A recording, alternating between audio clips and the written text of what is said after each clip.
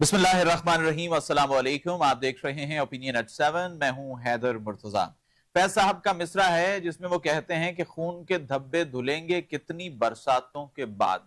तो हम ये देख रहे हैं कि इस वक्त जो आलमी मंजरनामे पर खबर है, या पाकिस्तान के खारिजा ताल्लुकात से जुड़ी जो खबर है, और ये गुज़िश्ता साल अगस्त से ऐसी खबरें आ रही हैं कि हमें ये लग रहा है कि वो खून के धब्बे कब धुलेंगे ये तो अभी नहीं कुछ कहा जा सकता, लेकिन उसकी जानिब एक कदम बढ़ता हुआ हमें जरूर दिखाई दे रहा है।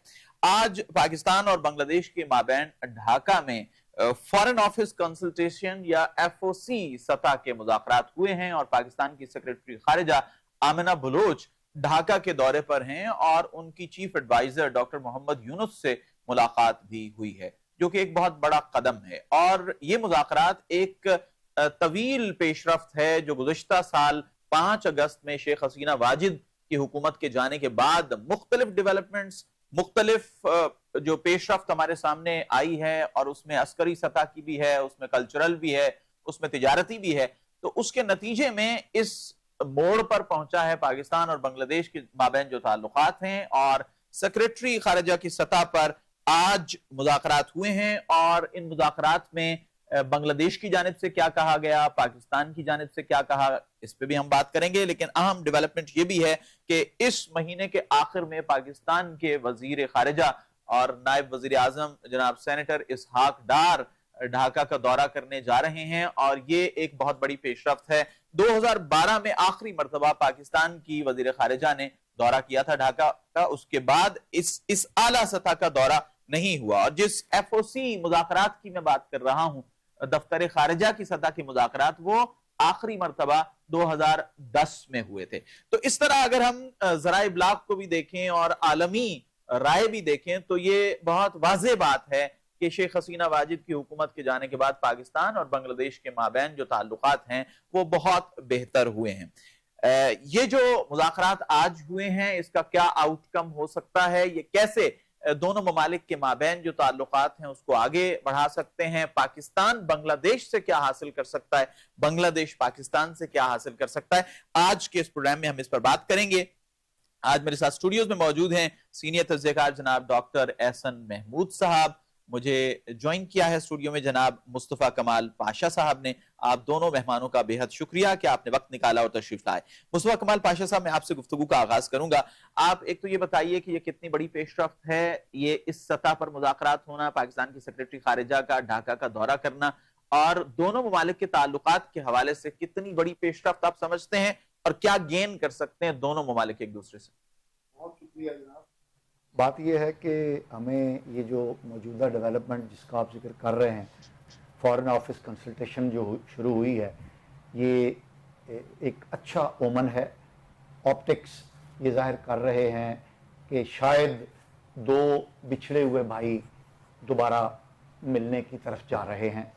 और आपने खून के धुलने की जो बात की, तो ऐसे नज़र आ रहा है कि जो पाकिस्तान, मैं तो बांग्लादेश को भी पाकिस्तान ही कहूँगा, क्योंकि बांग्लादेश, बंगाली वो लोग थे, वो कौम थी जिसने ऑल इंडिया मुस्लिम लीग की बुनियाद रखी। जी हाँ। फिर हम देखते हैं कि तहरीके पाकिस्तान की जद्दोजहद के अंदर बंगालियों ने लाजवाल जद्दोजहद की। फिर हम देखते हैं कि इन्हीं बंगालियों ने क़याम पाकिस्तान की जो करारदाद थी उसको पेश किया। फिर हम देखते हैं कि क़याम पाकिस्तान के लिए जो ज़हनी और सियासी जदोजहद थी उसमें बंगाली हमेशा हरावल दस्ते का किरदार अदा करते रहे।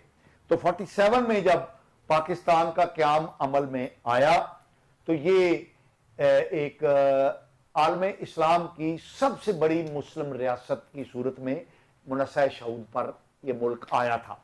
और इसमें हमें मानना पड़ेगा कि तादाद के एतबार से बंगाली हमसे ज्यादा थे। यानी आलम इस्लाम की जो पाकिस्तान को सबसे बड़ी रियासत बनाने का सेहरा है वो बंगालियों को ही जाता है, कि बंगाली 50% से ज्यादा आबादी के एतबार से इसमें शामिल हुए। तो ये पाकिस्तान के नाम से आलम इस्लाम की सबसे बड़ी जो ममलकत थी वो मार्द वजूद में आई।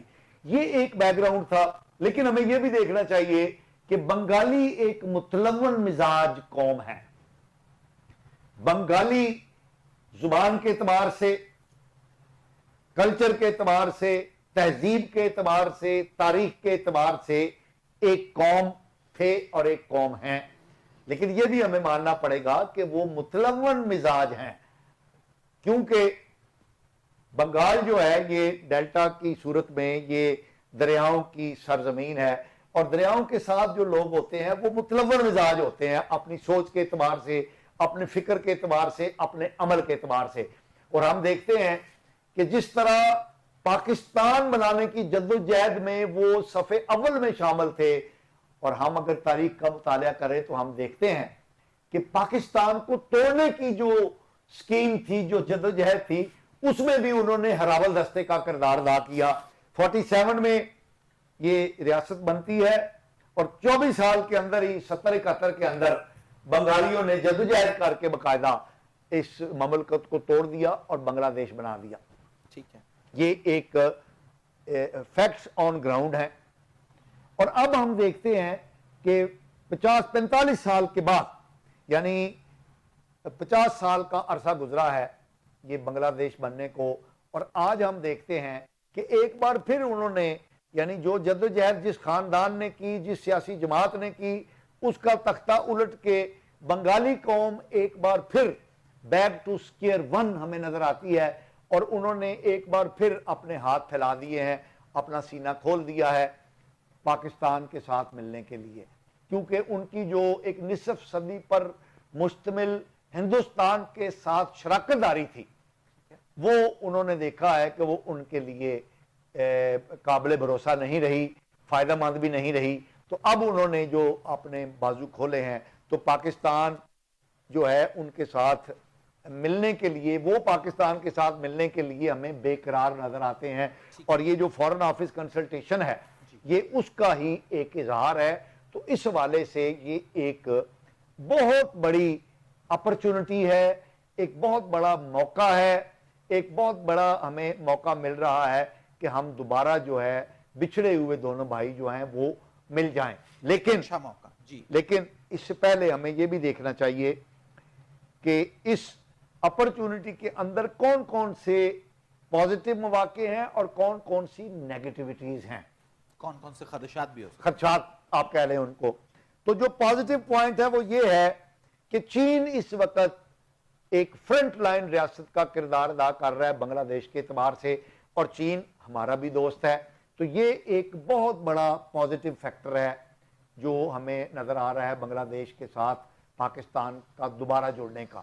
دوسرا جو پازیٹیو فیکٹر ہے وہ موجودہ جو رجیم ہے وہ انڈین دشمنی پر مبنی ہے، ہندوستان دشمنی پر. تو پاکستان بھی انڈین دشمنی پر پاکستان کی پوری سیاست اور سفارت چل رہی ہے. یہ ایک دوسرا پازیٹیو پوائنٹ ہے کہ انڈیا کے ساتھ جو بنگلہ دیش کی دشمنی ہے وہ پاکستان کے لیے ایک فائدہ مند ہے. اور پھر ہم دیکھ رہے ہیں کہ بنگلہ دیش کو ایک ترقی یافتہ ملک بنانے میں جس شخصیت نے بنیادی کردار ادا کیا تھا، ڈاکٹر محمد یونس، وہ اس وقت ان کی ڈرائیونگ سیٹ پر بیٹھے ہوئے ہیں. یہ بھی ایک بہت بڑا پازیٹیو پوائنٹ ہے. لیکن دوسری طرف ایک نیگیٹو پوائنٹ بھی ہے، ہمیں اس کو بھی کنسیڈر کرنا چاہیے کہ کیا ہم یہ جو پازیٹیو پوائنٹ اور جو اپرچونٹیز پیدا ہو رہی ہیں، ہو گئی ہیں، کیا ہم ان اپرچونٹیز کو ایک پازیٹیو اور لانگ ٹرم ورکنگ ریلیشن شپ میں کنورٹ کر سکتے ہیں. تو اس حوالے سے مجھے لگتا ہے کہ ہماری کوئی تیاری نہیں ہے، کیونکہ ہمارا جو پولیٹیکل سیٹ اپ ہے، ہمارا جو سسٹم ہے، اس کے اندر کوئی دور رس سوچنے کی جو صلاحیت ہے وہ ہمیں نظر نہیں آتی ہے. تو ہم ان مواقع سے جو پیدا ہوئے ہیں، یہ ایک موقع نہیں ہے، یہ اپرچونٹیز کا ایک بہت بڑا ہے. تو کیا ہم نے ان اپرچونٹیز سے فائدہ اٹھانے کا کوئی منصوبہ بندی کی ہے؟ تو مجھے وہ نظر نہیں آتا. پوائنٹ یہ ہے کہ جو اس وقت سچویشن ہے بنگلہ دیش کی، وہ ایسے مواقع تو ہمیں نظر آ رہے ہیں، لیکن اس کی تیاری ہم نے کی ہے یا نہیں، یہ ایک الگ سوال ہے. ڈاکٹر صاحب میں آپ کی جانب آؤں گا. آپ یہ فرمائیے ایک تو پاشا صاحب نے جس جانب اشارہ کیا جو انہوں نے انڈیا کے ساتھ اس وقت بنگلہ دیش کی دشمنی کی بات کی، میں شاید اس کے لیے بیزاری کا لفظ استعمال کروں گا. آپ کیا سمجھتے ہیں کہ انڈیا کے ساتھ بنگلہ دیش کا ایک ظاہر ہے سرحد ہے، ان کے ٹائز بھی ہیں اور طویل ٹائز ہیں، کچھ سمپتیز بھی بنگلہ دیش کے عوام میں اس حوالے سے ہیں، تو آپ سمجھتے ہیں کہ یہ جو ڈیولپمنٹس ہیں ان کو ہمیں اس نظر سے دیکھنا چاہیے یا ایکچولی یہ انڈین دشمنی وہاں پر ہمیں نظر آتی ہے بنگلہ دیش میں؟ بسم اللہ الرحمن الرحیم. دیکھیں بڑا ہی حساس موضوع ہے اور ہمیں جو آج کاوش پاکستان کی جانب سے ہوئی ہے اور دونوں ممالک جو قریب آئے ہیں سیکرٹری خارجہ لیول پہ 15 سال بعد 2012 میں آخری مرتبہ جو ہے نا یہ بلکہ 2010 میں شاید یہ سیکرٹری خارجہ لیول پہ ہوا تھا اور جو وزیر خارجہ تھے وہ شاید 2012 میں شاید ہوئے تھے اس میں. تو اور ابھی بھی ہمارے جو نائب صدر ہیں، نائب وزیر اعظم ہیں پاکستان کے جناب اسحاق ڈار صاحب، وہ ایک افغانستان بھی جائیں گے اور وہ بنگلہ دیش کا دورہ بھی انہوں نے اسکیجول کیا ہوا ہے. تو صورتحال تو بڑی انٹرسٹنگ ہو گئی ہے یہ اس وقت خطے میں. میں اس کو ایک دوسری نظر سے دیکھ رہا ہوں اور میں یہ عرض کرنا چاہتا ہوں کہ یہ جو میں آپ کو ایک بتا رہا ہوں چیز، پوری دنیا کے جو ترقی یافتہ ممالک ہیں وہ ساری اسی سوچ پر ہی ترقی کر چکے ہیں گزشتہ 50 سالوں میں، اور ان کی پالیسیز بھی جو ہیں وہ اسی ایک پوائنٹ پر گھوم رہی ہیں، وہ کیا ہے؟ ٹریڈ. آج کل کی دنیا کی خارجہ پالیسیوں میں جو سب سے اہم چیز جو 50 سال سے اگر آپ نکال لیں، بلکہ میں تو پوری صدی کہوں گا، وہ سب سے نمبر 1 ٹریڈ ہے. آپ دیکھ لیں کہ اس وقت امریکن جو سب سے ہاٹ نیوز ہیں وہ امریکن ٹریڈ وار ایکچولی ہے، not tariff war, it's a trade war. تو یہ چیز ہے. اور اب اس میں دیکھیں کہ پاکستان اور بنگلہ دیش، یہ اہمیت کس تناظر میں اس کی ہے؟ SAARC, South Asian country, SAARC chamber of commerce and industry. اس وقت بنگلہ دیش کے جاشم الدین جو ہیں وہ صدر SAARC chamber of commerce and industry ہیں. اس سے پہلے جو SAARC chamber of commerce and industry تھے وہ پاکستان سے افتخار علی ملک تھے، یعنی 2023 سے پہلے 2 سال کے لیے وہ رہے اور وہ پاکستان کی جانب سے 4 مرتبہ سارک کے نائب صدر رہے اور 1 مرتبہ سینئر نائب صدر بھی رہے پاکستان کی جانب سے SAARC chamber of commerce and industry کے. اور SAARC chamber of commerce and industry کا ہیڈ کوارٹر افتخار علی ملک پاکستان لے کر آئے اور 8 منزلہ بلڈنگ اس وقت اسلام آباد میں جو ہے نا وہ مین شاہراہ پر موجود ہے، SAARC chamber of commerce and industry کی ہیڈ کوارٹر کی 8 ملکوں کے. اب آپ یہ دیکھیں کہ بنگلہ دیش جو ہے، اس کے بعد سری لنکا، پھر بھوٹان، نیپال، افغانستان، انڈیا، پاکستان، اس میں مالدیپ، ان میں سب میں جو پاکستان کو ویٹو کرتا ہے کبھی کوئی ملک، ان سارے 8 ملکوں کے اندر، اب ان کے چائنا اور ایران بھی ایک وزٹر کنٹریز ہو گئے ہیں سارک چیمبر میں، تو وہ انڈیا ہے جی، پاکستان کو ویٹو کرتا ہے. ٹھیک ہے جی، بنگلہ دیش پاکستان کو ویٹو نہیں کرتا. تو لیکن اب جو آج جو ایک ڈیولپمنٹ ہوئی ہے، یہ میں سمجھتا ہوں کہ اس کے بارے میں جو دنیا میں بات کی جا رہی ہے وہ ٹریڈ کے حوالے سے کی جا رہی ہے. پاکستان کے جو اختلافات تھے وہ ماضی کا ایک باب ہے، جس طرف یہ پاشا صاحب یہ اشارہ فرما رہے تھے. اور وہ حسینہ واجد کے فرار ہونے کے بعد بنگلہ دیش سے وہ نظریات بھی فرار ہو گئے ہیں. اس وقت ایک نئی سوچ پنپ رہی ہے اور ابھی وہ ڈاکٹر یونس جن کی بات کر رہے ہیں وہ بیسیکلی ٹریڈ اینڈ انڈسٹری کے ایک انٹرنیشنل ایکسپرٹ ہیں، انٹرنیشنل اکانومسٹ ہیں. وہ سمجھتے ہیں کہ معاشی ترقی ہی جو ہے وہ انسانوں کی زندگی بدلتی ہے اور مسائل کو کم کرتی ہے.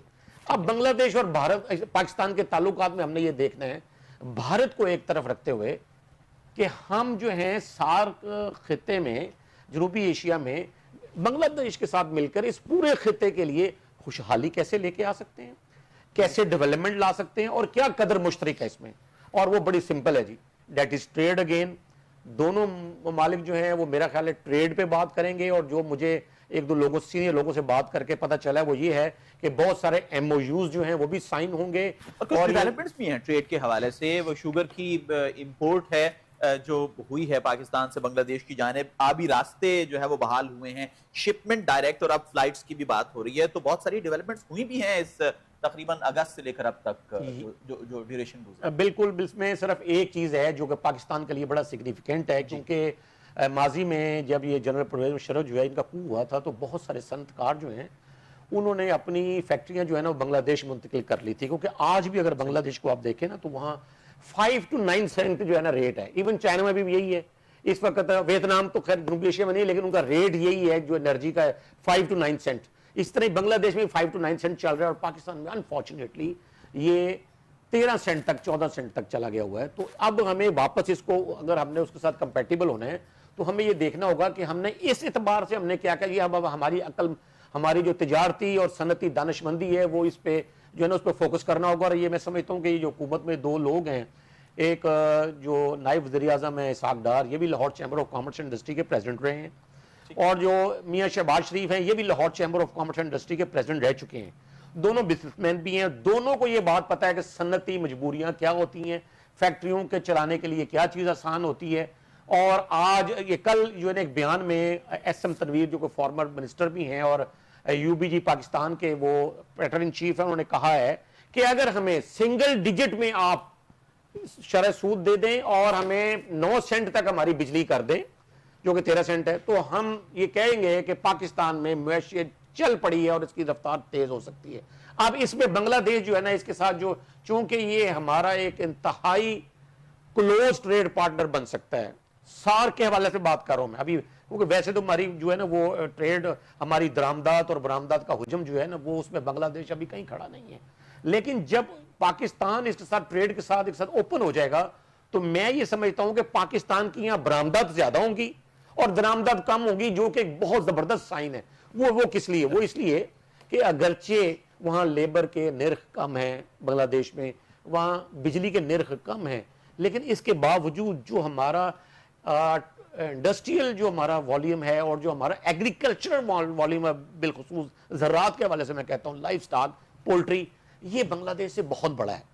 तो हमें एक नई मार्केट मिल सकती है कि जो मजहबी और समाजी मिलान से हमसे दूर नहीं है, उनके तकाजे जो हैं मजहबी और सियासी और तिजारती वो हमारे जैसे हैं, हमसे मिलते जुलते हैं, लोग हमारी ज़ुबान जो उर्दू है उसको भी समझते हैं। बड़ा लकीली ये एक सूरत हाल है। तो ये सारी चीज़ें मिलकर तिजारती पॉइंट ऑफ व्यू से कि जो कि हमारा एक फोकल पॉइंट आजकल गवर्नमेंट का है, खुद प्राइम मिनिस्टर शहबाज शरीफ साहब ने आज फरमाया कि जी, क्योंकि मैं गुज़िश्ता 3 दिन की अगर उनकी स्पीचेस देख लूँ मुख्तलिफ जगह पे जो खिताब किए उन्होंने, उसमें जो फोकल पॉइंट था डेट वाज इकोनॉमी। वो मैशियत की बात कर रहे हैं, वो मैशियत को आगे ले जाने की बात कर रहे हैं। तो इसका मतलब है आदमी जब एक बात तसलसल से तवातर से कर रहा होता है ना, तो उसके माइंड में वही चीज चल रही होती है और वो उसी के लिए मनसूबाबंदी और उसी के लिए इकदाम उठाने की बात कर रहा होता है और की जा रही होती है। अगरचे कि पाकिस्तान की बहुत सारी लिमिट्स हैं, बहुत सारी जो है ना इस वक्त हदूद कयूद है जिसमें पाकिस्तान फंसा हुआ है, जैसे कि IMF के साथ जो हमने मुआहदे किया उसे बाइंडिंग है कुछ चीजों में कि हम ये करेंगे, ये नहीं करेंगे, सब्सिडी नहीं देंगे, वगैरह वगैरह वगैरह। लेकिन यहां अब बांग्लादेश के साथ जो अपॉर्चुनिटी आ रही है, मैं ये समझता हूं कि अगर इसको हम बगौर देख लें, इसकी कुछ स्टडी कर लें थोड़ी सी, मैं थोड़ा सा इस पर होमवर्क करके आया हूं, तो कम अज कम हम स्टार्ट में ही $1 अरब की ट्रेड वॉल्यूम पे जाने के लिए तैयार हैं इस वक्त बांग्लादेश के साथ। और इट इज क्वाइट पॉसिबल, ये हो सकता है, क्योंकि जिन चीजों की उन्हें जरूरत है वो हमारे पास मौजूद हैं। और दूसरा देखें कि इस वक्त चाइना भी जो है ना वो भी हमारे इस वक्त पूरे ये साउथ एशिया के एक रीजन में एक उसका वाइटल रोल है ट्रेड के अंदर, और दुनिया में इस वक्त सब कुछ जो होने जा रहा है वो ट्रेड के इर्द गिर्द घूमेगा। तो हमें ये बड़ी खुशकिस्मती की बात है कि जहां हमारे श्रीलंका से अच्छे ताल्लुकात थे और हम उसके साथ ट्रेड कर रहे थे, नेपाल, मालदीव, भूटान के साथ हम चल रहे थे, अफगानिस्तान के साथ भी हमारे अप एंड डाउन है ट्रेड में, लेकिन ट्रेड बाहर अफगानिस्तान के साथ हमारी है। तो अब बांग्लादेश का भी साथ पाकिस्तान के साथ शामिल हो जाना एक बड़ा खुशहाइंद इकदाम होगा। ठीक है डॉक्टर साहब, मैं पाशा साहब आपसे ये जानना चाहूंगा, डॉक्टर साहब ने ट्रेड की बात भी की और साथ इन्होंने जो रीजनल इन्फ्लुएंस है उसकी बात की है। अगर हम माजी में देखें तो भारत, जैसा कि जिक्र किया डॉक्टर साहब ने, कि वो सार्क के हवाले से चीजों को एक्सप्लॉइट करता रहा है, वो धड़े बनाता रहा है, और बदकिस्मती से उस धड़े में माजी में बांग्लादेश भी शामिल होता रहा, और गालिबन 2016 की शायद सार्क कॉन्फ्रेंस है जो पाकिस्तान में नहीं हो सकी थी और उसकी वजह भी यही थी। तो आप क्या समझते हैं कि ये जो रीजनल इन्फ्लुएंस है ये कितना डिस्टर्ब होगा भारत को लेके? और बहुत से तज्जियाकार आलमी सतह पर भी ये लिखा जा चुका है कि ये जो हसीना हुकूमत का जाना और उसके बाद पाकिस्तान और बांग्लादेश का करीब आना, ये खित्ते में जिस चौधराहट का ख्वाब देख रहा था भारत, वो काफी हद तक चकनाचूर हुआ। अच्छा, मैं 2-3 बातें बता दूं। पहली बात तो ये है कि सार्क कोई एक पॉजिटिव इम्पैक्ट क्रिएट नहीं कर सका।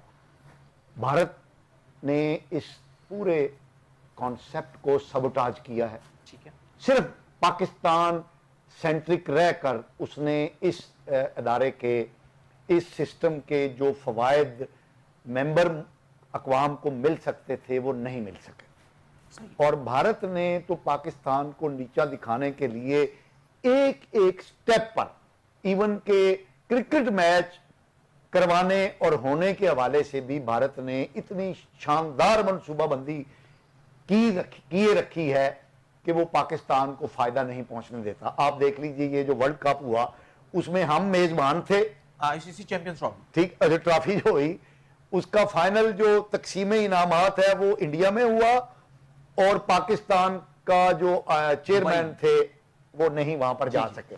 यानी इससे ज्यादा शर्मनाक बात क्या होगी।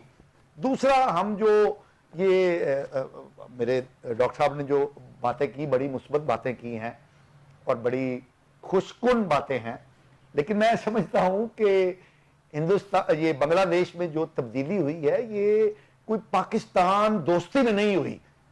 यानी वहां पर कोई ऐसी तहरीक नहीं थी कि जिसके नतीजे में हसीना वाजिद की हुकूमत उल्टी गई और उसके नतीजे में पाकिस्तान की दोस्ती जो है वो सामने आ गई है। पहली बात ये ज़हन में रखें, बांग्लादेश तिजारत के अंदर पाकिस्तान का राइवल है, ये बात याद रखिएगा। दूसरा, बांग्लादेश के अंदर जो इस वक्त जो हुक्मरान, ब्यूरोक्रेसी में और सियासत में जो लोग हैं और जो इस वक्त नौजवान नस्ल है, वो पाकिस्तान दुश्मनी की बुनियाद पर परवान चढ़ी है। तो उनसे ये तवक्को रखना कि जनाब वो इस्लामी भाईचारे की बुनियाद पे, किसी मुश्तरका माजी की बुनियाद पर जो है वो हमसे आकर जफी डाल लेंगे, ऐसा मुमकिन नहीं है। लेकिन सरदस्त जो एक हाइप है, मैं समझता हूं ये हाइप जो है ये एक ऐसे ही जज्बाती तौर पर हमने इसको परवान चढ़ा दिया है, ओवररेट कर दिया जी, ओवररेट कर दिया है। ऐसी कोई बुनियाद मौजूद नहीं है। फिर अगली बात देखें, डॉक्टर साहब ने जो कहा कि चैम्बर ऑफ कॉमर्स, शहबाज शरीफ साहब, फलाना, इसहाक डार साहब, एक बात बड़ी ज़हन में रखिएगा कि पाकिस्तान के अंदर गुज़श्ता 40-45 सालों के अंदर मईशत के लिए जो मनसूबा साज थे, जिनमें इसहाक डार का नाम बड़ा आता है, ये सारे लोग अकाउंटेंट थे, माहिर मुआशियात नहीं थे। अब भी जो हमारे वजीर खजाना है वो बैंकर हैं। इससे पहले भी जो लोग आते रहे वो बैंकार थे, चार्टर्ड अकाउंटेंट थे। इसहाक डार साहब भी चार्टर्ड अकाउंटेंट हैं और ये एग्जॉल्टेड क्लर्क्स कहलाते हैं। इनका मईशत के साथ कोई ताल्लुक नहीं है। ये एक बंद ज़हन के लोग होते हैं। इनकी तरबियत जो है वो फिगर्स के साथ की जाती है। अकाउंटेंट, बैंकर जो हैं ये फिगर्स की सूरत में सोचते हैं, तो ये मईशत को तरक्की नहीं दे सकते क्योंकि ये माहिर मुआशियात नहीं होते। तो हम ये देखते हैं कि गुज़श्ता 40-45 साल से ये जो हमारे जितने माहिरीन मईशत के तौर पर जो लोग आते रहे हैं, ये माहिरीन मईशत नहीं रहे कभी भी। इसीलिए हमारी मईशत में खुलेपन, सस्टेनेबल इकोनॉमिक डेवलपमेंट पाकिस्तान नहीं कर सका। जबकि हम दूसरी तरफ देखते हैं बांग्लादेश और इंडिया, वहां पर मईशतदान इक्तदार में आए और उन्होंने मईशत को तरक्की दी। जैसे मनमोहन सिंह जो है, उन्होंने हिंदुस्तान की मईशत को पायदार बुनियादों पर खड़ा किया और आज जो हमें हिंदुस्तान की तरक्की नजर आती है उसकी बुनियादें आज से 20-25-30 साल पहले मनमोहन सिंह ने डाली थी, जिन पर चलते हुए हिंदुस्तान जो है दुनिया की तीसरी बड़ी मईशत बना। और बांग्लादेश में भी डॉक्टर यूनुस साहब थे जिन्होंने, और ये माहिर मईशत थे, मईशतदान थे, अकाउंटेंट नहीं थे, क्लर्क नहीं थे। इन्होंने बांग्लादेश की मईशत को ट्रैक पर चढ़ाया। दुश्मनी यानी जो बांग्लादेश की हुक्मरान जुनता थी उसके साथ दुश्मनी होने के बावजूद इन्होंने मईशत को पायदार बुनियादों पर आगे चढ़ाया और आज बांग्लादेश की मईशत जो है वो पाकिस्तान से बेहतर अंदाज में आगे चल रही है। और small and medium scale industry के अंदर, एक्सपोर्ट्स के अंदर उन्होंने बांग्लादेश को एक पायदार बुनियादों पर खड़ा किया और आज जो हुक्मरानी है वो उनके हाथ में है। तो बांग्लादेश आगे बढ़ेगा, लेकिन हम कहां खड़े हैं? बांग्लादेश तिजारत के अंदर पाकिस्तान का राइवल है। और आपने खुद ही बता दिया डॉक्टर साहब ने कि 9 सेंट पे उनकी वो खड़ी है बिजली हमारी 13 पर है, 9 और 13 में 4 सेंट का फर्क है और खासा फर्क है। Cost of doing business Bangladesh में बहुत बेहतर है पाकिस्तान की निस्बत, और वो सस्टेनेबल इकोनॉमिक डेवलपमेंट के मॉडल को लेकर चल रहे हैं। अनफॉर्चुनेटली हमारी मैशत जो है वो IMF के तीन महीने के रिव्यू पर खड़ी है कि अगर रिव्यू पॉजिटिव हो गया तो हम आगे चलेंगे, और अगर रिव्यू पॉजिटिव ना हुआ तो हम बैठ जाएंगे। इसलिए मैं ये समझता हूं कि ये जो हम बड़ी लुडियां डाल रहे हैं, डुगडुगियां बजा रहे हैं, क्यों जनाब बांग्लादेश, अब जनाब पता नहीं क्या हो जाएगा, कुछ भी होने वाला नहीं है। ठीक है पाशी साहब, आपने जहां से गुफ्तगू शुरू की उससे रिलेटेड एक पहलू है जिस पर मैं बात करना चाहूंगा, और डॉक्टर साहब मैं आपसे ये जानना चाहूंगा कि डॉक्टर यूनुस से जब मुलाकात जो हुई है सेक्रेटरी खारिजा की, उसमें बार बार जिस बात का जिक्र किया गया वो ये है कि पाकिस्तान और बांग्लादेश के माबैन जो हल तलब मसाइल हैं वो पहले हल होने चाहिए और फिर हम एक दूसरे के वसाइल से फायदा उठा सकते हैं। तो आप क्या समझते हैं कौन से वो कोर इश्यूज हैं कि जो हल तलब हैं पाकिस्तान और बांग्लादेश के माबैन? देखिए, कोर इश्यूज में तो ये स्ट्रेट फॉरवर्ड हम कह सकते हैं कि 1971 की जो वॉर थी और जो सूरत हाल थी उसके बाद वो नज़रियाती तौर पे बंगालियों के जहन में है, और वो भी एक कोर इशू है जिसके बारे में वो चाहते हैं कि एक कॉन्सेप्शनल क्लियरेंस भी आ जाए। और इसके अलावा भी जो अभी हमारे जो क्योंकि हमारी बिल्कुल ही उनके साथ तिजारत तो है ही नहीं ना, बिल्कुल बंद है, एक हम लॉक्ड हैं एक दूसरे के साथ जो है दोनों ममालिक, और अगर कोई है भी है तो वो अंडर हैंड है या अंडर द टेबल है। तो ये है। दूसरा, सफारती लेवल पे हम किस हद तक जो है हमने चीज़ों को खोलना है और किस रफ्तार से खोलना है, किस पैमाने पर खोलना है, ये भी एक और इशू है। इसके अलावा जो है ना, आप देखें कि दुनिया में अस्करी हवाले से हमेशा बातचीत होती है, तो ये भी बांग्लादेश और पाकिस्तान के दरमियान शायद बहुत सारी बातें होंगी और बहुत सारी बातें तय भी होंगी, क्योंकि एक तरफ इंडिया तो बहरहाल खड़ा है जो कि पाकिस्तान के मुकाबले में ज्यादा बड़ा एक दुश्मन है। अगर पाकिस्तानी नहीं भी सोचते हैं कि भारत हमारा उस तरह दुश्मन है, लेकिन भारत की सरकार खास तौर पर यह हमेशा सोचती है कि पाकिस्तान हमारा बहुत बड़ा दुश्मन है।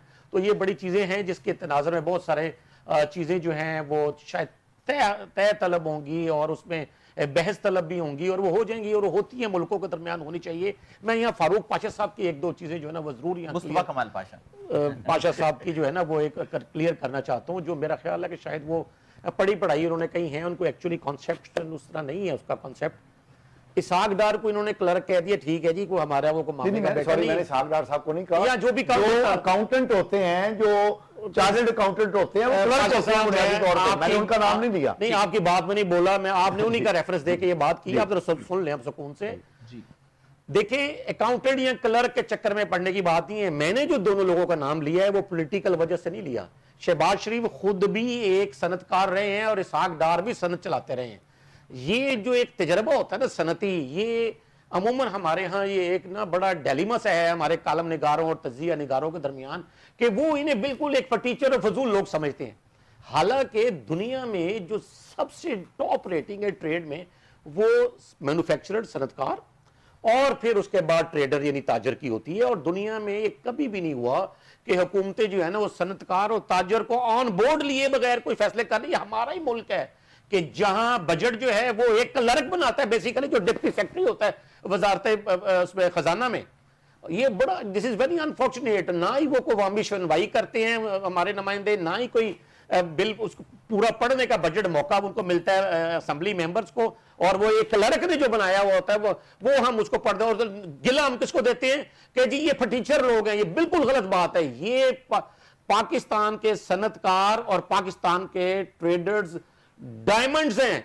और आप ये याद रखिएगा 1960 तक चाइना आता था हमारे पास, जर्मन हमारे पास आता था, दुनिया के दूसरे मुल्क हमारे पास आते थे देखने कि पाकिस्तान ने कैसे तरक्की की है। वो खाली कोई ये नहरी निजाम या कोई डैम्स के बलबूते पर नहीं देखने आते थे। डॉक्टर साहब, सनतों की वजह से मेरा सवाल आपसे ये है, आपने ये फरमाया कि शहबाज शरीफ जो हैं वो इंडस्ट्रीज रहे हैं, वो सनतकार हैं, और फिर आपने कहा कि बजट हमारे पास तो वो तो क्लर्क बनाता है। तो वो क्लर्क जो बजट बनाता है वो चेंज कर दें, वो किसने चेंज करना है? वो तो वजीर आजम है। वो निजाम चेंज कर दें, वो इंडस्ट्रीज को ज्यादा स्पेस दे दें बजट जो बनाने का जो अमल है उसमें। Beautiful question. ये देखना बहुत जरूरी है कि हम उसे चेंज क्यों नहीं कर पा रहे।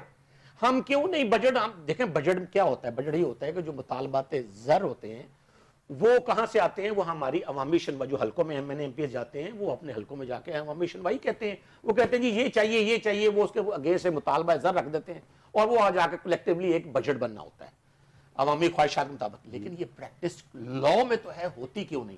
اب اس کا جواب سن لے کہ کیا کیوں نہیں ہوتی, کیوں نہیں ہم اس کو بدل پاتے.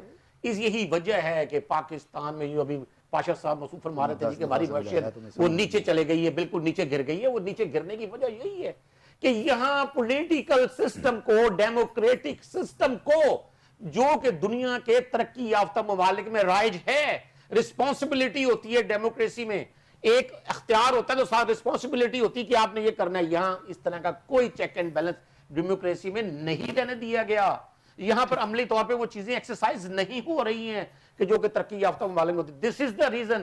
ایکسپرٹ کی بات نہ آپ کریں کہ جی آپ کا مودی جو ہے وہ تو ایک چائے والا تھا, ٹرین میں چائے بیچنے والا, اس نے دیکھا 586 ارب ڈالر, وہ اس کو وہاں پولیٹیشین کو الاؤڈ ہے یہ چیز کہ وہ ایک چیز جو ہے نا وہ سکیچ کرے گا اور اس کو امپلیمنٹ کروائے گا. ہمارے ہاں کوئی ٹیلنٹ کی کمی نہیں ہے, کوئی وسائل کی کمی نہیں ہے, کوئی زیر زمین وسائل کی کمی نہیں ہے, زمین کے اوپر جو وسائل ہیں ان کی کمی نہیں ہے, لیکن ان کو قومی معاشی دھارے میں شامل کرنے کی کمی ہے. اور یہ ہم کیسے شامل کریں گے؟ اس میں وہی رکاوٹیں حائل ہیں جو 1960 سے آن ورڈ. نیشنلائزیشن کیا ہم نے, آپ دیکھیں کہاں نہیں پڑھایا گیا ہمیں, کیا کیس سٹڈی دیکھ لیں نا نیشنلائزیشن کی کیا ہوئی ہے, کس کو ضرورت پڑی ہوئی تھی نیشنلائزیشن کو, امریکہ کو یا کسی فورن پاور کو کہ جی کراؤ ان کی نیشنلائزیشن. یہ جو بنی بنائی صنعتیں ہیں, میں اپنا اسٹوڈیو کا مالک ہوں, میں اپنے دفتر کا مالک ہوں, کالج اسکول کا مالک ہوں, فیکٹری کا مالک ہوں, صبح ایک آرڈر آتا ہے نیشنلائزیشن کا, پتہ لگتا ہے جی یہ دفتر اب میرا نہیں ہے, یہ فیکٹری اب میری نہیں ہے. کیا دنیا کے ملکوں میں اس طرح کبھی ہوا ہے کہ ایسا ہوتا ہے؟ تو پھر جب ہم ان چیزوں کے تابع سسٹم کو لے آئیں گے تو پھر وہاں جو ہے نا معیشت دان تو چھوڑے سوال, وہ صنعت کار تاجر کیا کرے گا, وہ کیا اپنی کاروبار کو کر لے گا. اور یہ چیزیں ہیں جس نے ہمیں روکا ہوا ہے, اور یہی چیزیں میں بجٹ بنانے میں روکتی ہیں. ایک سٹیریوٹائپ سسٹم دیا جاتا ہے, اس سے جو باہر نکلتا ہے اس کو سزا دی جاتی ہے. ٹھیک ہے, ہم تھوڑا پاکستانی معیشت کی جانب آ گئے. ہمارا جو کور ایشو ہے وہ پاک بنگلہ دیش تعلقات ہیں. تو پاشا صاحب میں آپ سے یہ جاننا چاہوں گا, بی ایس ایس نے جو رپورٹ کیا ہے ابھی بالکل میرا خیال ہے کچھ منٹس پہلے کی خبر ہے کہ اس ملاقات کے بعد جو بنگلہ دیش کی جو فارن آفس کی ٹیم تھی اس نے جو گفتگو کی ہے اس میں ٹھیک ہے خواہش کا اظہار تو کیا گیا کہ پاکستان اور بنگلہ دیش کے تعلقات اچھے ہونے چاہیے, لیکن جن حل طلب مسائل کی بات کی گئی ہے وہ 3 ہیں. تو ایک پر سب سے پہلے میں بات کرنا چاہوں گا. ان کی جانب سے جو ڈیمانڈز رکھی گئی ہیں, جو سب سے پہلی ہے وہ ہے رسمی معافی, کہ اگر رسمی معافی ہو جائے تو پاکستان اور بنگلہ دیش کے مابین جو تلخیاں ہیں وہ ختم ہو سکتی ہیں. تو آپ کیا سمجھتے ہیں یہ کتنا بڑا مطالبہ ہے, اور ہمارے پاس اس کا مینڈیٹ فارن آفس کے پاس کتنا ہے کہ اس پر بات کر سکیں؟ بہت میں کہنا چاہوں گا کہ پاکستان میں کسی بھی دنیا کے ملک میں ترقی نہیں کی کہ جس کی قیادت مفاد یافتہ طبقات کے ہاتھ میں ہو. صنعت کار, تاجر, انڈسٹریلسٹ, سرمایہ کار, سرمایہ دار, یہ معیشت میں سٹیک ہولڈرز ہوتے ہیں. ترقی کے لیے ضروری ہے کہ اوپر جو قیادت ہو, جس کا ذکر ڈاکٹر صاحب نے کیا, مودی ایک چائے بنانے والا ہے, اس کا کوئی مفاد وابستہ نہیں ہے سوائے اس کے کہ میں ملک کو آگے لے کر جاؤں. اس نے سارے صنعت کاروں کو, انڈسٹریلسٹ کو آن بورڈ لیا ہے, جس کا نتیجہ یہ ہے کہ وہ ملک کو آگے لے کے چل رہا ہے.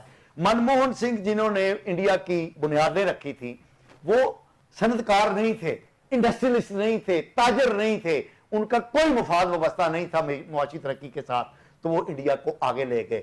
انفارچونیٹلی ہمارے ہاں یہی لوگ جنہوں نے مفاد اٹھانا ہوتا ہے یہی حکومت میں آ جاتے ہیں اور وہ وہی پالیسیاں بناتے ہیں جو ان کو مفاد دیتی ہیں. اس کا نتیجہ یہ ہے کہ ہمارے ہاں صنعت کار, تاجر یہ تو ترقی کرتے چلے جا رہے ہیں, عوام اور ملک جو ہے ہمارا وہ ترقی نہیں کر رہا. اب ہم آتے ہیں اس طرف جی رسمی معافی.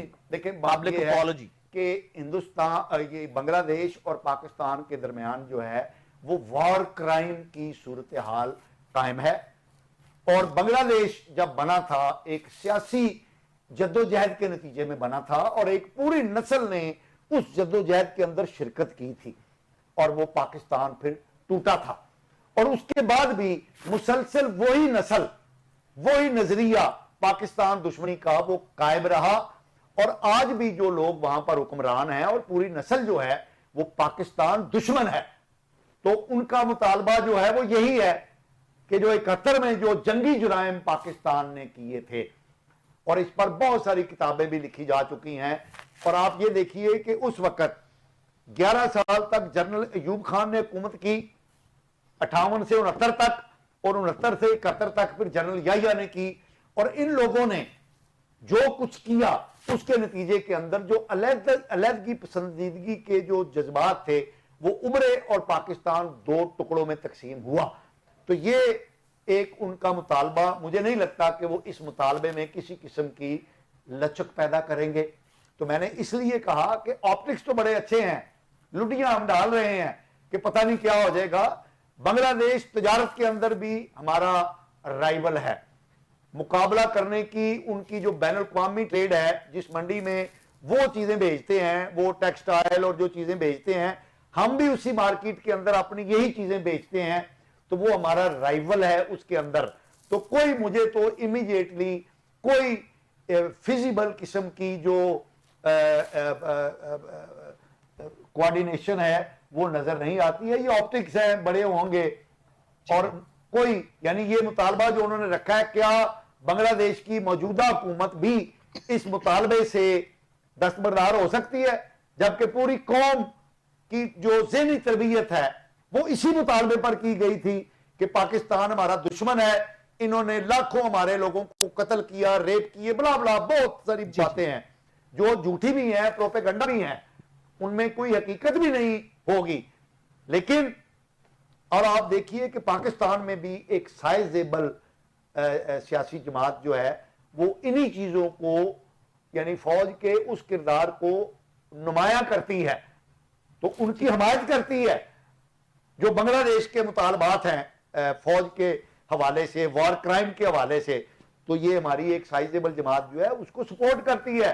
تو یہ اتنا آسان نہیں ہے. ٹھیک ہے ڈاکٹر صاحب، آپ کی جانب آؤں گا. ایک تو پبلک اپالوجی پر آپ بھی کامنٹ کر دیجئے گا، دوسرا جو مطالبہ ہے وہ ہے اثاثوں کی منتقلی، اور اس کے ساتھ ساتھ یہ بھی آج کی اس پریس کانفرنس میں ڈیمانڈ کیا گیا کہ 1970 میں جو سائیکلون آیا تھا اور اس کی جو انٹرنیشنل ایڈ آئی تھی وہ بھی ٹرانسفر کرنی چاہیے.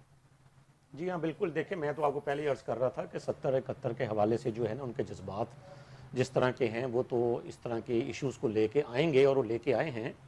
اور یہ کوئی انوکھی بات نہیں ہے. تاریخ میں اگر آپ دیکھیں، اسٹڈی کریں، تو یہ دنیا کے معاملات ہوتے رہے ہیں، ٹھہرتے رہے ہیں. جاپان پہ دیکھیں، ناگاساکی پہ جو ہے نا وہ ایک ہیروشیما پر وہ جو ایٹم بم تھا اس کے حوالے سے بھی اس طرح کی بات بہت عرصے تک جو ہے نا وہ دنیا کے منظر پر رہی ہے کہ اس کے بارے میں جو ہے نا یہ ایک بہت بڑا ایک جرم تھا جنگی طور پر، اور اس میں لاکھوں لوگ جو ہے فنا ہو گئے، صفحہ ہستی سے مٹ گئے. تو اس کے حوالے سے جو ہے نا وہ کہا گیا کہ یہ ایک ناقابل معافی جرم تھا. تو یہ تو ہوتا ہے، اور یہ واقعی کوئی شک نہیں ہے. ہم خود اس لفظ کو سانحہ مشرقی پاکستان کا نام دیتے ہیں. تو سانحہ کس کو کہتے ہیں؟ جی سانحہ تو ہوا نا. پھر یہ ایک تو بات ہم زیادہ ڈیٹیلز میں نہیں جاتے اس میں، کیونکہ یہ کوئی اتنی اچھی چیزیں نہیں ہیں. میں تو پھر یہ کہتا ہوں کہ پالیسی یہی ہونی چاہیے کہ شٹ دی ڈور بیہائنڈ، پچھلے دروازے کو. اور میرا خیال ہے کہ یہ جو دونوں تینوں نکات انہوں نے کہے ہیں، انہوں نے اپنا فیس سیونگ کے لیے کیا ہے. یہ بنگلہ دیش کے پاس کوئی آپشن نہیں ہوگا، اور کیونکہ ایک پوری 1 سے 2 نسلیں ہیں جو اسی تاریخ کو پڑھتی چلی آئی ہیں کہ قیام بنگلہ دیش کی کیا وجوہات تھیں اور کس طرح جو مجیب الرحمان کے ساتھ ہوا وہ بھی انہوں نے پڑھا. باقاعدہ چیپٹرز ہیں، باقاعدہ، بلکہ 1-2 ایسے ہیں کہ میں تو وہاں اس وقت ان کے بارے میں بات نہیں کرنا چاہتا. تو یہ چیزیں تو ہیں ایسی کہ جس کے بارے میں وہ مطالبہ کر سکیں. اور یہ بھی ایک مطالبہ ہے. اب تو دیکھنا ہوگا ہمیں. کیا میں یہ نہیں کہتا یہ لوڑی ڈالنے والی بات پتہ نہیں کدھر سے بار بار پاشا صاحب لے کے آ رہے ہیں، اور ان کو شاید یہ علم نہیں ہے کہ دنیا میں جو ممالک ایک ریجن میں ہوتے ہیں اور وہ تجارتی دور پہ ایک دوسرے کا حریف ہو جاتے ہیں یا ہوتے ہیں پیداواری صلاحیت کے حوالے سے صنعتی، تو وہ ایک دوسرے کے لیے بہت اہم ہوتے ہیں. انہی میں تو زیادہ تجارت زیادہ آگے فروغ پاتی. جہاں تجارت ہوتی نہیں ہے، جو ایک دوسرے سے وہ کوئی خالی تجارت کوئی دوستی کا نتیجہ نہیں ہوتی ہے. تجارت ہوتی ہے ایک دوسرے سے جو ان کو فائدہ مل سکتا ہے، اس کا نتیجہ ہوتی ہے. اب میں بنگلہ دیش کا تجارت کی کیوں بات کی ہے؟ وہ اس لیے کی ہے کہ کپاس تو وہ پیدا نہیں کرتے. کاٹن پہ اگر وہ کام کر رہے ہیں، سنتھیٹک کاٹن پہ چلے گئے ہیں، تو کاٹن پاکستان کاٹن پیدا کرنے والے 10 بڑے ملکوں میں تو ابھی بھی شامل ہے. اگرچہ ہماری پیداوار کچھ کم ہوئی ہے لیکن نیا بیج آ گیا ہے. اب 2 سے 3 سال میں یہ پھر ہم اس میں جو ہے نا مطلوبہ پیداوار میں پہنچ جائیں گے. اس کے بعد دوسری بات کہ ان کے پاس دیکھیں وہ جو ان کو کھانا ہے گندم ان کے پاس، گندم ہمارے پاس ہے، آخر وہ امپورٹ کر رہے ہیں. میں نے درآمدات کی بات کی تھی کہ درآمدات تو کر رہے ہیں. دنیا میں درآمدات میں جو اولین چیز ہے نا اس وقت ورلڈ ٹریڈ میں، وہ ہے کھانے پینے کی اشیاء. ٹھیک ہے، خواہ اس میں گوشت ہے، خواہ اس میں، اور وہ میں نے اس لیے کی تھی مذہب کی بات کہ ہلال میں پاکستان کا نام ہلال کی ایک گارنٹی ہے. یہاں آپ کو پتہ ہے حرام گوشت تو یہاں ہوتا ہی نہیں ہے یہاں. تو اس لیے جو ہے نا میں نے یہ بات کی تھی، اس میں یہ مقصد نہیں تھا کہ لڑیاں ڈالنی ہے اس میں کوئی. تو یہ جو چند یہ چند پازیٹیو پوائنٹس ہیں. ہاں لیکن یہ ہے کہ وہ کہتے ہیں نا جی کہ میرے گھر کے راستے میں کوئی کہکشاں نہیں ہے، انہی پتھروں پر چل کر اگر آ سکو تو آؤ. تو یہ ہے کہ یہ تو ایک پتھروں والی ایک راہ گزر ہے اس میں. اور ایک ابھی بھی ہماری جو ایک چھوٹی سی جو میٹنگ ہوئی ہے بھی 15 سال بعد ہو سکی ہے. اور اس کی بھی بڑی وجہ وہی ہے کہ جی وہ وہاں پر چونکہ ایک کو ہو گیا وہاں سینا واجد کے خلاف اور ان کو فرار ہونا پڑا بھارت. تو وہ جو ہے نا اسی تناظر میں سمجھ لیں کہ جو کوئی ایک پرانی غلطی ہے اس کو سدھارنے میں تو انہیں دیر نہیں لگانی چاہیے. اور وہ بھی چونکہ ایک ماہر معاشیات ہیں ڈاکٹر یونس بھی، اور وہ سمجھتے ہیں. اور وہ آپ دیکھیں کہ ان کی جو پرائم منسٹر سے بیرون ملک ایک شہباز شریف صاحب سے جو ملاقات ہوئی تھی اس میں اسی پوائنٹ پہ زیادہ بات چیت ہوئی تھی کہ پاکستان اور بنگلہ دیش جو ہے نا وہ معاشی طور پر ایک دوسرے کے قریب چیز جو آپ نے فیس سیونگ کی اس حوالے سے میں آپ سے جاننا چاہوں گا، کیونکہ پاکستان میں جو بنگلہ دیش کے ہائی کمشنر ہیں انہوں نے گفتگو کی ہے I think so B B C Bangla سے. تو ان سے جب ان معاملات پر بات چیت ہوئی، یہ جو حل طلب معاملے جن کا ہم ذکر کر رہے ہیں، تو اس پر کامنٹ کرنے سے انہوں نے اوائڈ کیا اور انہوں نے کہا جی کہ ہمیں نئے راستے ڈھونڈنے چاہیے، ہمیں ٹریڈ کے حوالے سے بات کرنی چاہیے اور ایک دوسرے کے جو ہم ایک دوسرے کے وسائل سے فائدہ اٹھا سکتے ہیں وہ اٹھانا چاہیے. تو یہ بات بڑی پرٹیننٹ آپ نے کی ہے کہ سم ٹائم جب آپ نیگوشیٹ کرتے ہیں تو کچھ کور ایشوز ایسے ہوتے ہیں کہ ان کو آپ کو رکھنا پڑتا ہے اپنی گفتگو کا حصہ، لیکن ایکچولی آپ کا ہدف کچھ اور ہوتا ہے. جی بالکل یہ آپ نے جو بات کہی ہے 100% درست ہے. اور میرا خیال ہے کہ ایسے ہی ہونے جا رہا ہے یا ہونا چاہیے. تا وقت یہ ہے کہ کوئی اور فورس آ کے اس کو خراب کرنے کے در پہ نہ آ جائے، کیونکہ نئے بلاکس بن رہے ہیں پوری دنیا میں اس وقت. آپ دیکھ لیں کہ کیا چیز چل رہی ہے. چائنا رشیا جو ہے وہ کیا چل رہا ہے، چائنا افغانستان کیا چل رہا ہے، چائنا ایران کیا چل رہا ہے، ایران افغانستان کیا چل رہا ہے، ایران رشیا کیا چل رہا ہے. تو یہ اس تناظر میں یہ کوئی بڑی بات میں نے تو آپ کو پہلے ہی ایک کور پوائنٹ بتا دیا سارک کا، جس کو وہ پاشا صاحب پتہ نہیں کیسے انہوں نے کہا کہ یہ ہاں صرف دیکھیں وہ انہوں نے کہا جی کہ یہ بالکل ایک کوئی بالکل یہ کارگر ہے.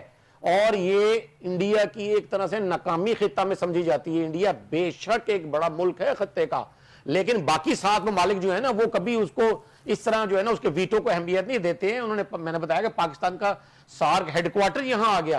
تو اگر انڈیا نے جیسے انہوں نے فرمایا کہ جی کرکٹ کی مثال دے دی ہے، تو یہ نہیں ہے کہ ایک مرتبہ اگر انڈیا اس طرح کرکٹ کے میدان میں اس طرح کامیاب ہو گیا تو ہمیشہ کے لیے آئندہ ہوتا رہے گا. سر وہ بار بار ہوتا رہا ہے کامیاب، وہ ایسی نہیں جی نہیں ایسی پاکستان کو نیچا دکھانے میں وہ بار بار کامیاب ہوتا رہا ہے. لیکن پاکستان جن پہلوؤں پر آپ نے بات کی نا کہ سارک میں اس کا انفلوئنس رہا اور اس نے اس کو کارگر ثابت نہیں ہونے دیا، ہم وہی بات کر رہے ہیں کہ اگر بنگلہ دیش اور دیگر ممالک بھی کچھ ایسے ہیں سارک کے ممبر جو انڈیا سے دور گئے، تو اب چونکہ وہ ممالک اس سے ایکسپلوئٹ نہیں ہوں گے تو ہو سکتا ہے کہ سارک جو ہے وہ کردار ادا کر سکے جس کا آپ نے ذکر کیا.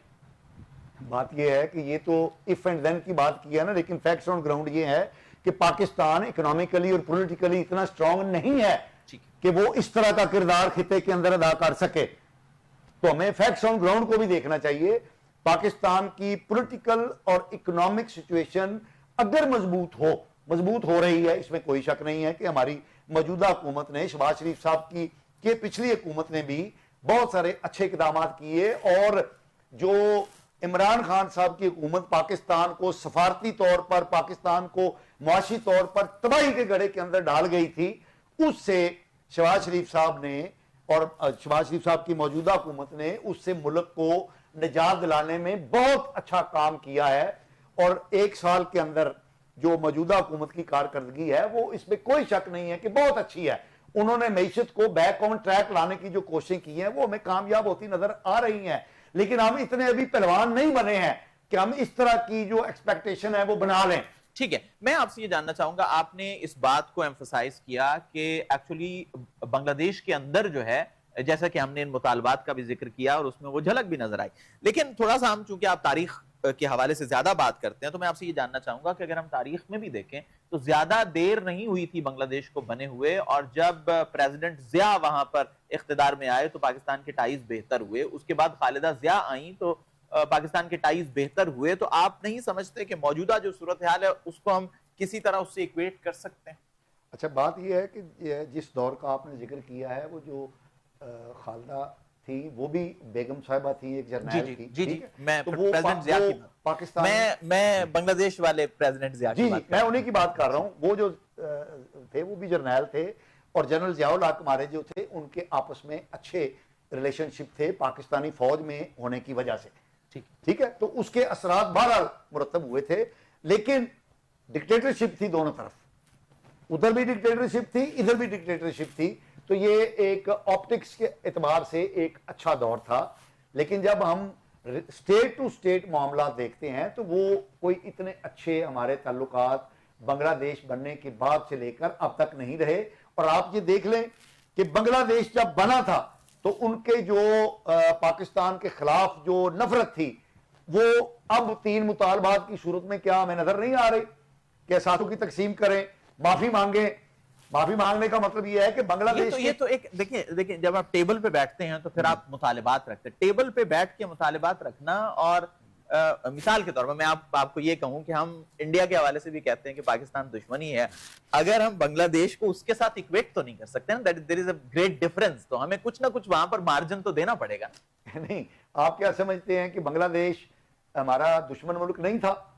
Personally I don't feel that. نہیں، آپ کے خیال میں جب انہوں نے لڑائی لڑ کے ایک تحریک چلا کے ہم سے علیحدگی اختیار کی، اس کے پیچھے بہت سے عوامل ہیں جو کار فرما ہیں جو ہمارا موضوع نہیں ہے، اس پر ہم ایک الگ جو ہے وہ بحث رکھ لیں گے. بنگلہ دیش کو دوست ملک نہیں بنگلہ دیش نے ہمیں کبھی اپنا دوست ملک نہیں سمجھا، اور آج بھی جو ان کے مطالبات ہیں وہ دوست ملک کے طور پہ نہیں ہیں. ہندوستان کے ساتھ ہماری جنگیں ہو چکی ہیں لیکن ہمارے ان کے ساتھ سفارتی تعلقات ہیں، تجارتی تعلقات بھی کسی نہ کسی حد تک ہیں. تو اسی طرح بنگلہ دیش کے ساتھ بھی ہمارے تجارتی تعلقات قائم ہو سکتے ہیں. ٹھیک ہے، لاسٹ منٹ از دیئر. تو ڈاکٹر صاحب آپ یہ فرمائیے، جیسا کہ میں نے ذکر کیا 2 ادوار کا کہ ان میں نسبتاً ہمارے تعلقات بہتر ہوئے، تو can we equate this situation with those times کہ جب پریزیڈنٹ ضیاء تھے یا خالدہ ضیاء تھی، کہ ہم اس کے ساتھ اس کو ایکویٹ کر سکتے ہیں اور اس بہتری کی امید رکھ سکتے ہیں؟ یعنی بہتری کی امید تو بالکل رکھ سکتے ہیں، ہمیں اس میں ایکویٹ کرنا چاہیے. لیکن میں یہاں پاشا صاحب کی ایک بات کا ضرور جواب دینا چاہتا ہوں. انہوں نے کہا جی کہ عمران خان نے جو معیشت کی تباہی، میرا خیال ہے یہ کسی خواب میں سوئے ہوئے ہیں. 5.6 جی ڈی پی تھا ہمارا عمران خان. میں آپ دونوں کو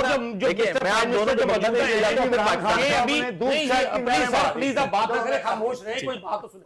یہ ابھی جو موجودہ پرائم منسٹر ہیں یہ تو صرف ان معاشی گھڑوں کو بھرنے میں مصروف ہیں، ٹریک میں لانے کی بجائے کہ جو رجیم چینج کرنے کے بعد گڑھے پیدا ہوئے، جو گڑھے خود گئے یہاں پر.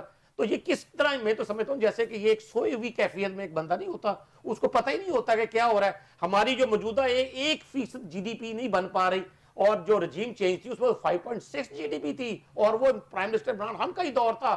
اور پاکستان کی ہسٹری گواہ ہے کہ اس وقت پاکستان کے جو چیزوں کے نرخ تھے وہ کیا تھے اور آج کیا ہیں. لیکن ایسے لگتا ہے کہ یہ شاید کسی پرسنلی دشمنی میں ہیں، اور یہ موجودہ ایسا کیسے ہو سکتا ہے؟ چلیں مجھے بڑے کنویں تھے معاشی، اس کو بھرنے میں ابھی عمران خان کے دور جو آدھے خالی ہیں. سر میں کہہ دیتا ہوں کہ عمران خان صاحب کے دور میں پاکستان میں دودھ اور شہد کی نہریں بہ رہی تھی، شیر اور بکری ایک گھاٹ پانی پی رہے تھے. اب آپ خوش ہیں؟ چلیں دیکھیں ہم اس پر ایک پروگرام کر لیں گے. خیر ابھی پروگرام کا وقت ختم ہوا. میں دونوں مہمانوں کا بہت شکر گزار ہوں، جناب مصطفیٰ کمال پاشا صاحب، ڈاکٹر احسن محمود صاحب. آپ دونوں کا بے انتہا شکریہ کہ آپ تشریف لائے. ناظرین، آج کی گفتگو کا اختتام کریں گے اور میں یہی کہوں گا کہ ہمیں پاک بنگلہ دیش تعلقات کی جب ہم بات کرتے ہیں تو ہمیں 1971 کی سرچ لائٹ کو بھول کر ایک ایسی سرچ لائٹ سے کام اب لینا ہوگا کہ جو امن کی جانب جائے، جو بہتری کی جانب جائے، جو دونوں ممالک کے باہمی تعلقات کو بہتر کرے. ہمیں اس سرچ لائٹ کو اب استعمال کرنا ہوگا. آپ سے اگلے ہفتے پھر ملاقات ہوگی، تب تک کے لیے خدا حافظ.